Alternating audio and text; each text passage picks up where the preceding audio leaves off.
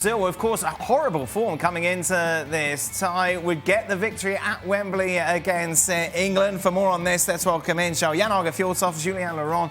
We're both watching this. We'll hear from them in a moment. But in the end, Craig, I think it's fair to say Brazil were good for their win. Yep.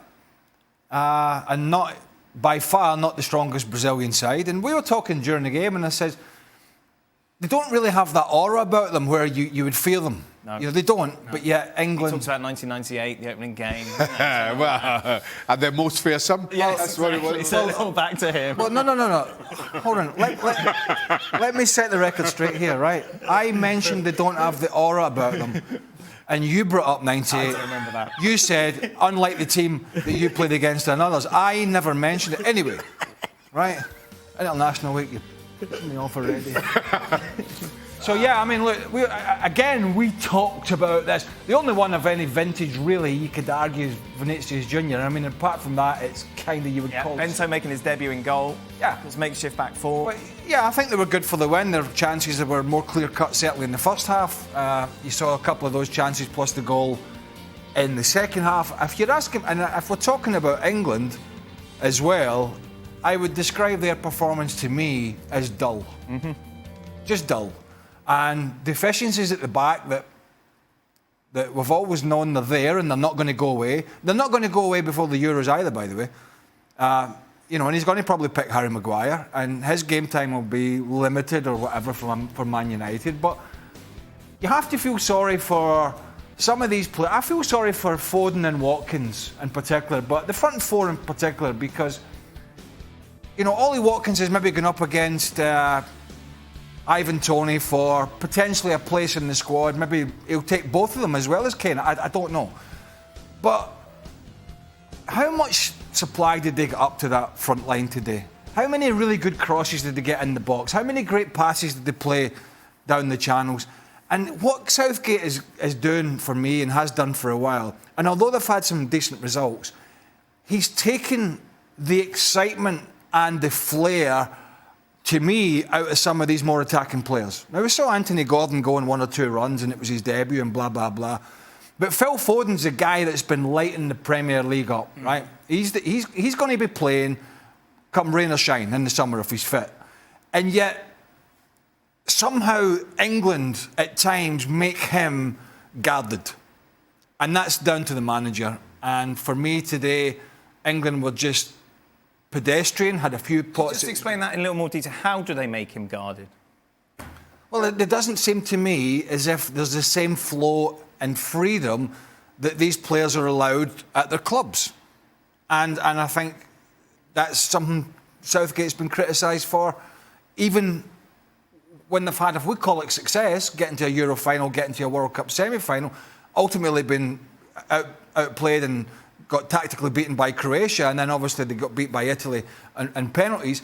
But it just seems to me that the one thing that Southgate's always been criticised about is being overcautious. And I look at these guys, and I look at the flair they've got on the side, and I say to myself, is Southgate going to give England a platform that allows these super talented front players, and when Kane's fit, he'll be back in, is he going to allow them to just go and flourish and do what they do? Right. Or is he going to be more worried about every other aspect of the game? Well, and I think that comes through in the... It's the latter. Yeah, but, I saw this a little differently from Craig. And while I get the point that certainly England didn't create anywhere near enough opportunities against Brazil, in a home game or be it a friendly, my feeling around watching England under Gareth Southgate is far too defensive. That they have a bank of 4, 2 defensive midfielders who don't go anywhere, and then you rely on a front 3, which is usually Harry Kane, Raheem Sterling, Marcus Rashford, on a counter-attack. And once that breaks down, drop deep into your half, just outside your own box, yet again. And that, for me, was frustrating, given the talent at Southgate's disposal. Though, in this game today, and while, yes, you didn't get enough out of Foden, there wasn't enough creativity in and around the box, England's first line, certainly in possession, I thought was far higher up the park. You played Rice and Gallagher as the 2 defensive midfielders, and they naturally get forward. And you saw more attacking approach to England than I normally associate. Now, yes, they're missing a piece in terms of turning that starting line, finding that creativity in midfield to create chances. But it was nowhere near as pragmatic as I had become used to or I was expecting. Oh, you set the bar low, maybe, Shane. I'm not the one who set the bar low. Yeah, and it's happening again, isn't it? England come up against half-decent opposition, they're rubbish. Well, I could start by saying, like Craig, that's not like the Brazil team I scored my first international goal against, but I won't mention that. But what I did see at Wembley today, I'm with the boys that when you see Gareth Southgate's England, especially today, but they're winning a lot of games, we just won't take that away from them. It's a bit like lack of identity. You're not sure what they're doing. And if you play games like that, there was some bad defending there a couple of times. Maguire did mistakes at the back there. But I won't be that worried about that. I think when they come into the Euros, I think that kind of boring lack of identity kind of game that is at the moment, that will take him through the first rounds. Then it's all down to the individuals. How will the individuals perform when you get into the knockout stage? Remember, they were lacking some good players today, especially a Harry Kane. Yes, the Brazil team, a new kind of Brazil team, but I wouldn't be worried about England. The only thing I would be worried about, how will they do defensively? Because I think that way that Southgate is playing them, he's not there for entertainment, he's there to take them further. And we have to stop all this moaning about Gareth Southgate. I think Craig just preparing himself for Gareth Southgate being the Manchester United manager, by the way. But I think that we have to think of what do you need to get further in the tournaments. And I think then you will hope that one of the individual great players that England got, that they will have a great championship. Yeah, and that's very positive.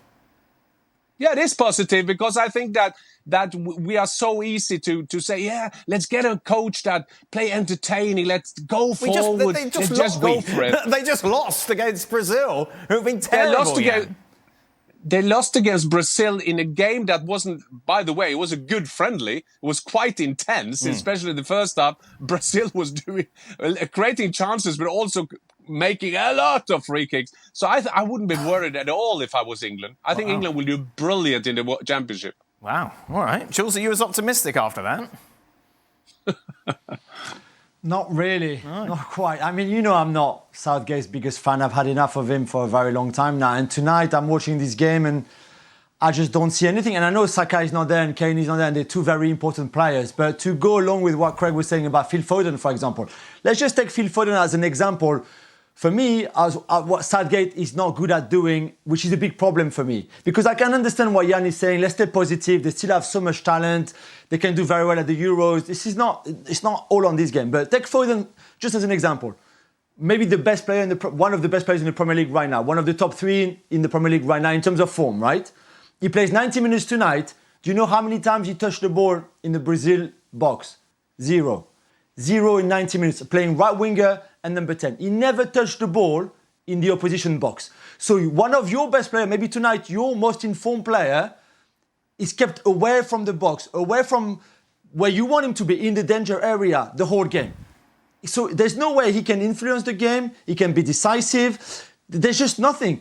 So how can you, a manager, and you look at your team, and I really hope Southgate will look at it and say, okay, this is wrong. We did something clearly wrong here to not put Foden in a position where he can actually influence the game, seeing how good he is and how in great form he's been so far. And of course you see Rice and Bellingham, but you just don't see anything that is actually improving with the ball, attacking wise for this team. Never, but it was the same the last two games in November. I remember being on the show, we said the same thing.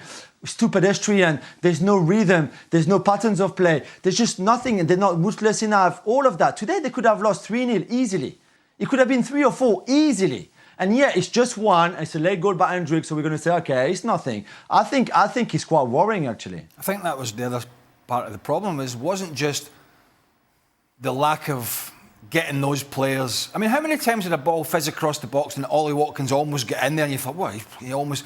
Yeah. I don't remember at all. And there's a guy that loves to attack the ball in the box for the reasons we've all mentioned and Jules just touched on. But But, it's not just that. It's the worrying that it's worrisome for England and Southgate how easily they got opened up on the counter-attack.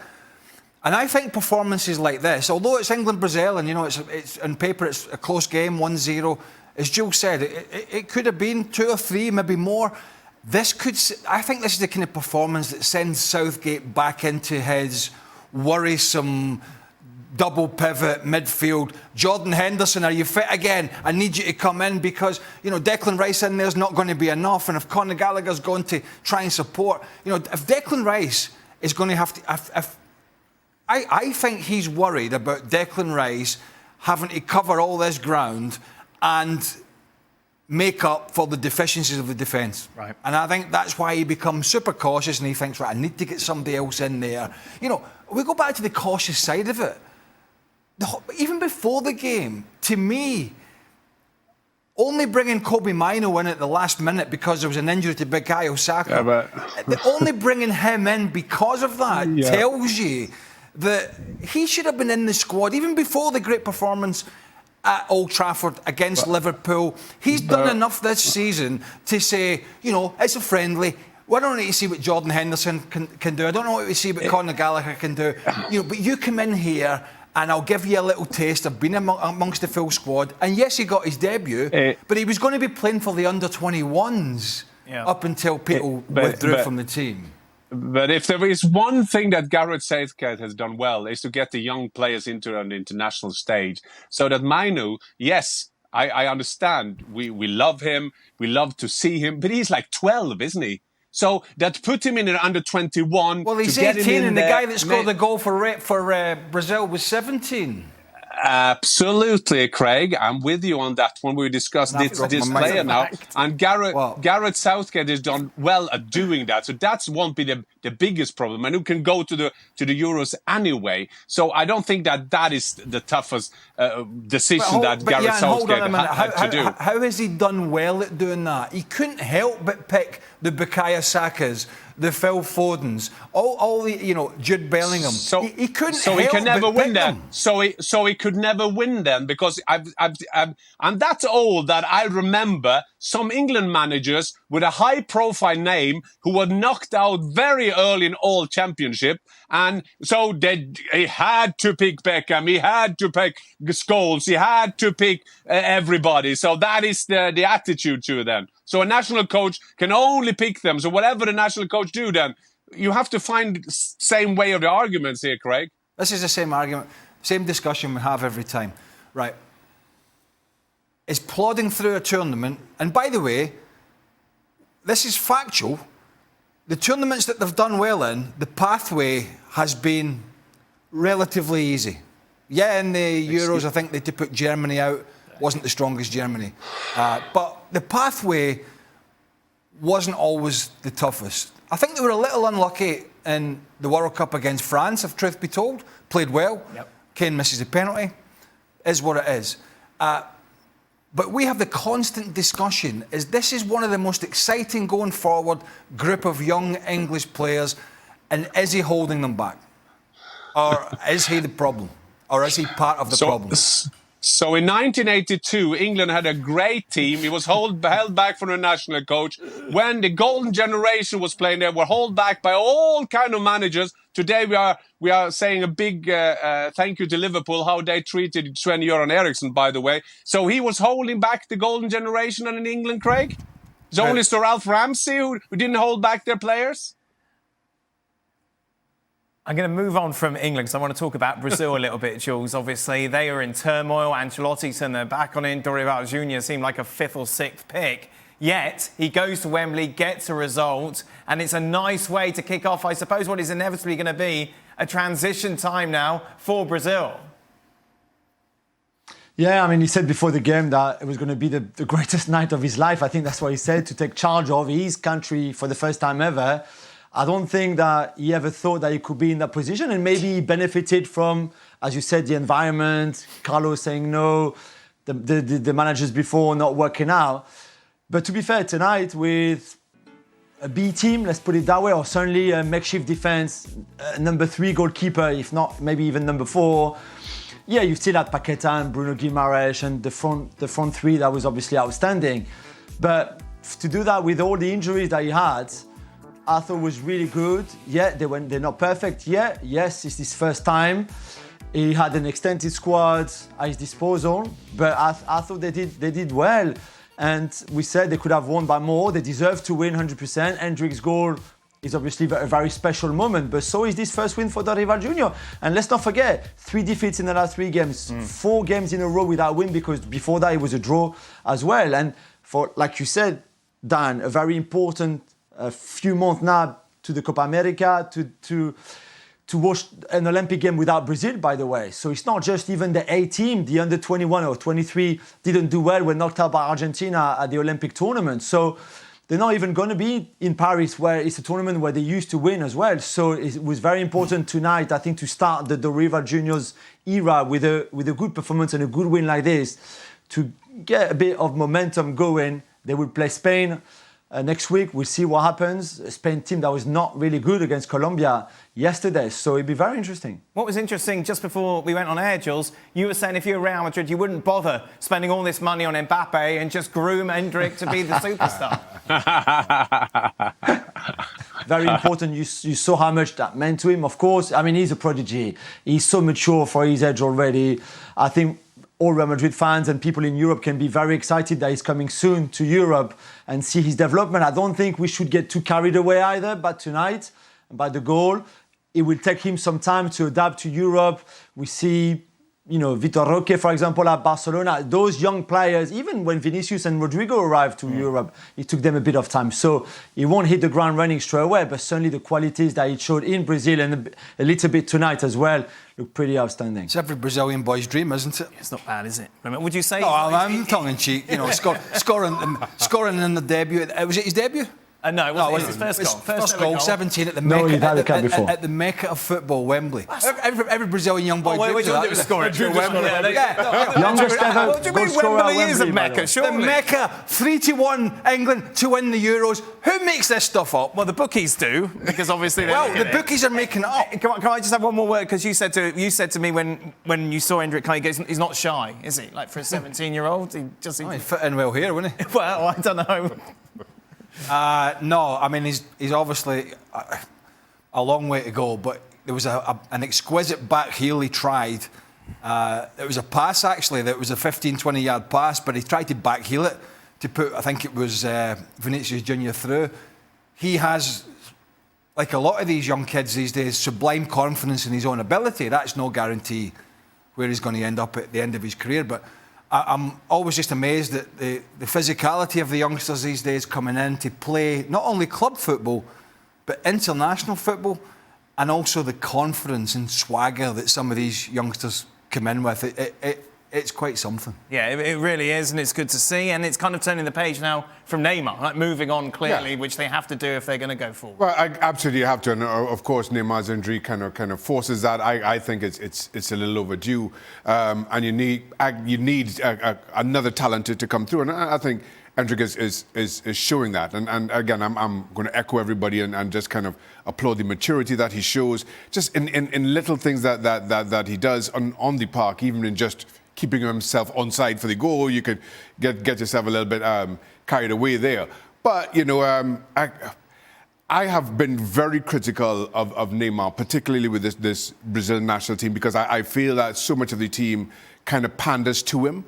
And I feel some of his theatrics takes away from the natural flow to the Brazil game. So it'll be really interesting to see how this team continues to progress, not just with Endrick coming in, but more to the point, Neymar being out. Do you want to talk us through your goal against Brazil, Jan? Yeah, great cross. I turned around like on a £1 coin, turn it in. 1-0, 1988. I mean, what a beautiful day in my football life. Oh, beautiful, Jan. Turn around on £1 coin. What kind of Norwegian beers he been on tonight? It's all that cross skis on the skiing before. That did him in, didn't it?